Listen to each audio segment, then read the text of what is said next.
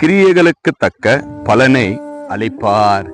பிரியமான தேவச்சனமே, உங்க வேலையில உங்களுக்கு நிச்சயமாக உங்களுடைய உழைப்புக்கான ஆசீர்வாதத்தை கர்த்தர் கொடுப்பேன் என்று வாக்கு கொடுக்கிறார்.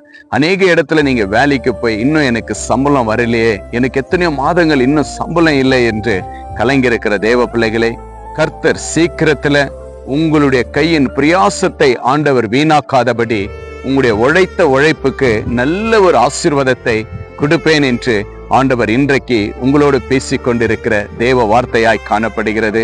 அது வாக்குத்தத்தமாய் காணப்படுகிறது. பாருங்க, இந்த மைண்ட்ஸ்ல எத்தனையோ ஜனங்கள் வேலை செய்து இன்னும் அவங்களுக்கு செட்டில்மெண்ட் இல்ல, பலன் இல்ல. ஆனா எத்தனையோ பேர் மரித்தும் போயிருக்கிறாங்க. ஆனா அவங்க குடும்பத்தார் வாழ்ந்து கொண்டிருக்கிறாங்க. ஆனா நிச்சயமா ஆண்டவர் சொல்றார், இந்த இடத்திற்கு இந்த மைண்ட்ஸ்ல வேலை செய்த ஒவ்வொருவருக்கும் ஆசீர்வாதத்தை நான் கொடுப்பேன். அவங்களுடைய கையின் பிரயாசத்தை நான் ஆசீர்வதிப்பேன்.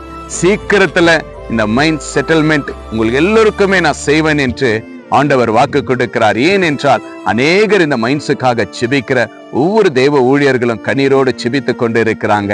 நாங்களும் செபித்து கொண்டு இருக்கிறோம். இதே போல எத்தனை இடத்துல நீங்க கம்பெனிங்களை வேலை செய்து எங்களுக்கு செட்டில்மெண்ட் இல்லையே என்று கலங்கியிருக்கிற ஒவ்வொரு தேவ பிள்ளைகளுடைய வாழ்க்கையில ஏமாந்திருக்கிற எல்லாருக்குமே ஆண்டவர் இன்று வாக்கு கொடுக்கிறார். மகனே, மகளே, பயப்படாத. உன்னுடைய உழைத்த உழைப்புக்கான ஆசீர்வாதத்தை நிச்சயமாக உனக்கு நான் கொடுப்பேன், விசுவாசி என்று ஆண்டவர் இன்றைக்கு வருத்தத்தோடு கையின் பிரியாசம் கிடைக்கலே என்று கலங்கியிருக்கிற தேவ பிள்ளைகளை கர்த்தர் இன்றைக்கு வாக்கு கொடுத்திருக்கிறார். நிச்சயமாகவே இந்த கேஜ பட்டணத்துல இந்த மைண்ட்ஸுடைய செட்டில்மெண்ட் ஏசப்பா சீக்கிரத்துல கொடுப்பார் என்று இன்றைக்கு உங்களோடு பேசுகிறார். நாங்களும் உங்களுக்காக செபித்துக் கொண்டிருக்கிறோம். ஆண்டவர் நிச்சயமா செய்வார் என்று விசுவாசி